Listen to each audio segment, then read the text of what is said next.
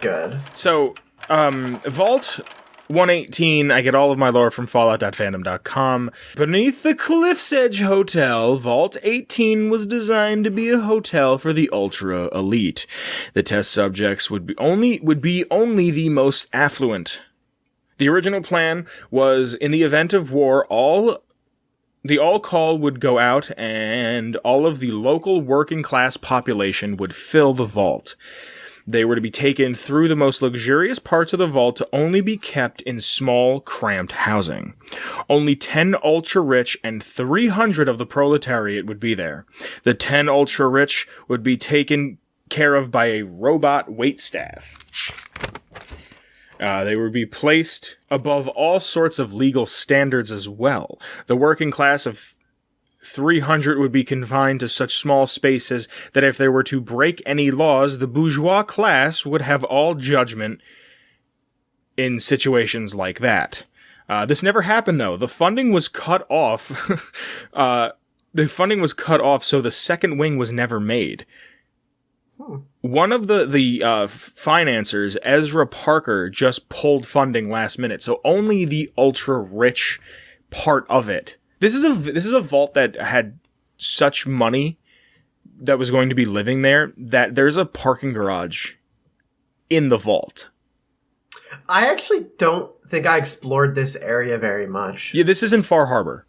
Yeah, I don't remember much of anything about this. Yeah, this is actually a really good vault. We're going to get into some other things about it later, some notes I have on it later, but it's a really, really neat idea, but it's one of those, like, the rich get richer type schemes, which I'm always fucking... You mean like America? Yeah, exactly.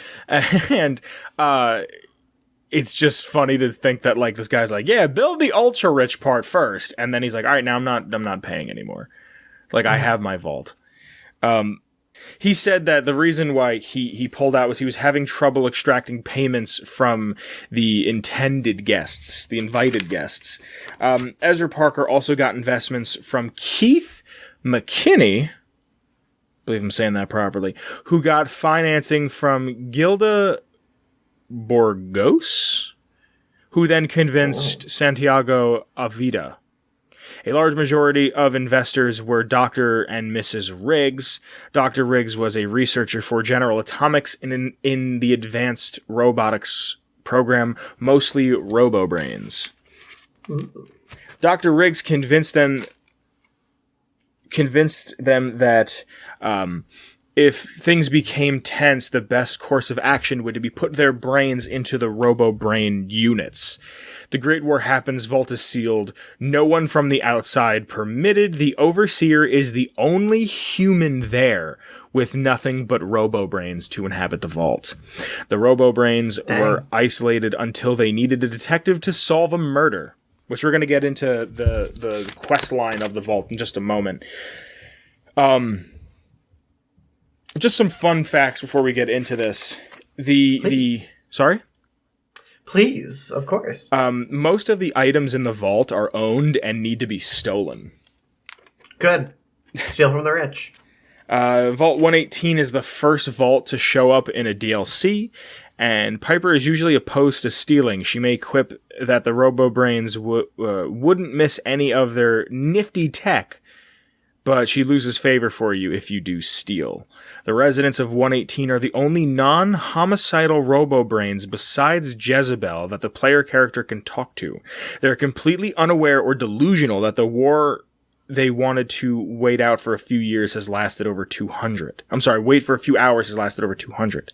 And there's no way to tell them there's no way to tell them that. This vault, and I believe the quest that goes with it is called Brain Dead. Let me see. Behind the scenes right here. In July of 2016, the author of Fallout New Vegas mod called Autumn Leaves and investigated the quest due to claims that much of Brain Dead was copied from his mod due to both similar details. Both the murder mystery both takes place in the vault and it is run by robots. They share many similar scenes and they have similar interior design. However, upon further investigation, the mod author came to the conclusion that while inspiration may or may not have been taken, the quests are entirely different due to different themes, different writing, different plot, different music, and different voice acting. I remember this made, I don't want to say the news, but like game journalists, I picked this up when Far Harbor came out. Mm-hmm. And I never really looked too deeply into it, but I had figured that Bethesda didn't just like straight up steal it. No, the best artists, they steal, and they'll be the first person to tell you. And I'm not fighting with you on this. Hold on, I'll make it a point. Hold on. Like art is referential by nature. Yeah. Most of Reservoir Dogs is like a reshooting of a Japanese movie. There's a video that I watched, like I think it's a 10 or 20 minute video on YouTube about how like it's the same movie, but there's a few things that are different. And it's also film is the only art form where you can blatantly just steal. And it's like, you made this? I made this. Yeah, it's the only art form where you can just straight up do that, and like nobody fucking cares. Like, not that nobody cares. Like, it's obvious when there's theft in film. Like, go watch Kill Bill, and there's a bunch of scenes that are just from like The Good, the Bad, and the Ugly. That the way they're shot. You know what I mean? Like, it also like depends on like what's popular at the time. Yeah. Like what the conventions are. Like, if you look back now, a lot of movies in like I'm sure the 80s and 90s have very similar conventions because that's just like what you did at the time. Well, also a lot of the 80s were movies that were taking inspiration from movies from the 50s. Mm-hmm. You know what I mean? So it's just this constant cycle of improving upon themselves. It's just not like we're a smaller show, right? So if someone who was a big show came and took one of our ideas, it'd be like, come on, man, like you're a bigger show. You know what I mean? Yeah. Like, set an example. Like, I totally see how this guy... But also, at the same time, Bethesda was known for looking at what modders wanted.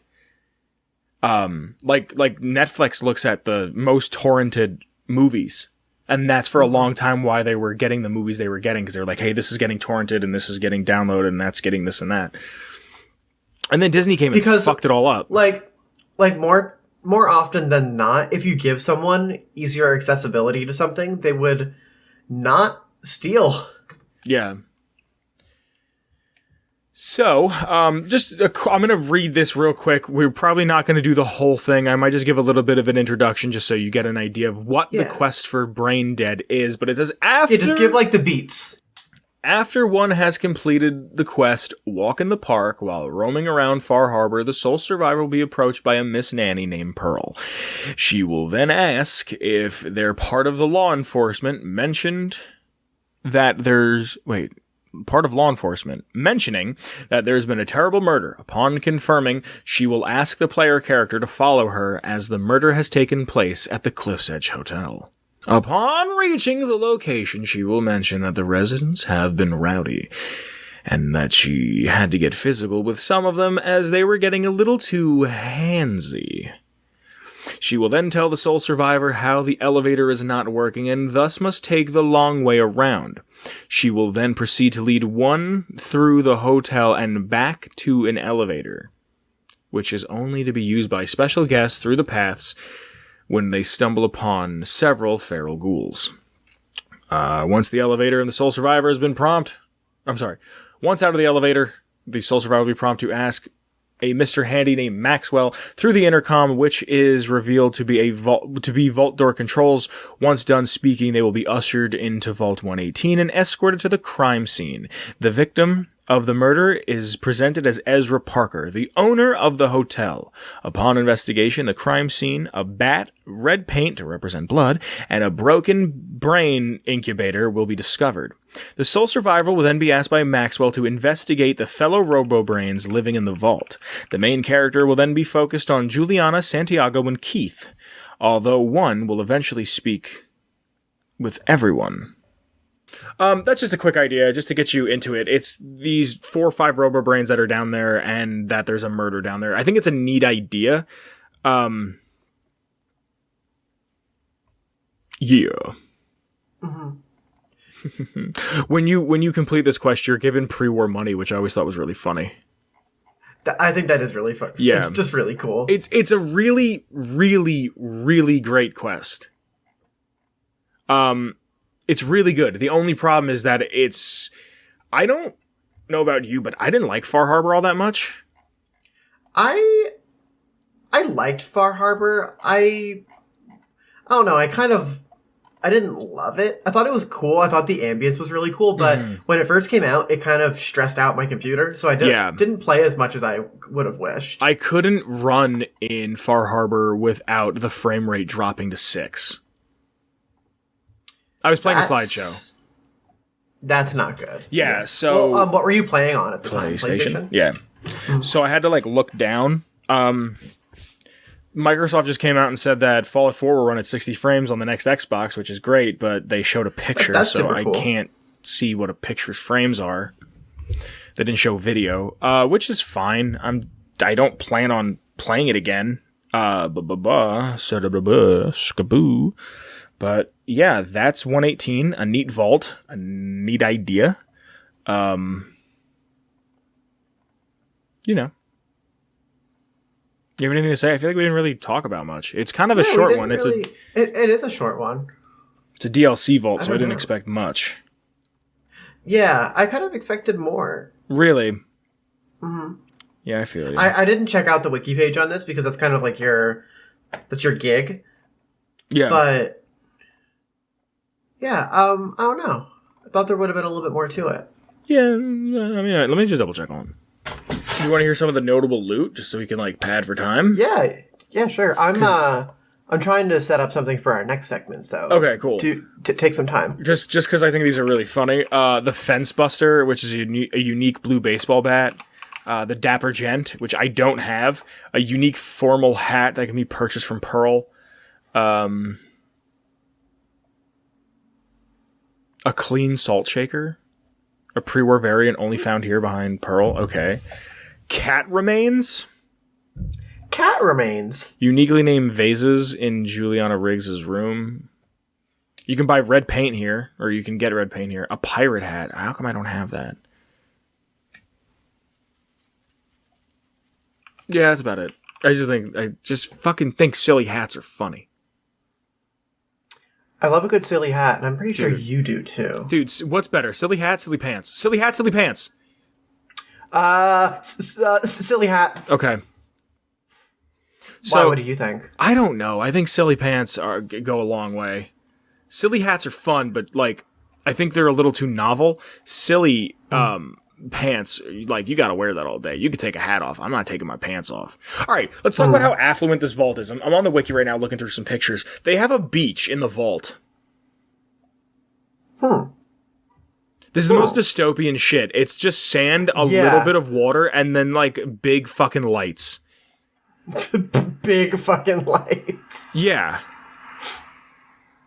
There's just these rooms are 4 times as wide as the average vault. What is it with rich people and big hallways? I don't know. There's no point to have that. Why? And fucking, I'm looking at the garage. There'll be pictures on screen. I'm looking at the garage. There's just a garage here. It's underground. You can't drive anywhere. Where are you gonna go, idiot? So that's lore. That's Vault 118 for episode 119.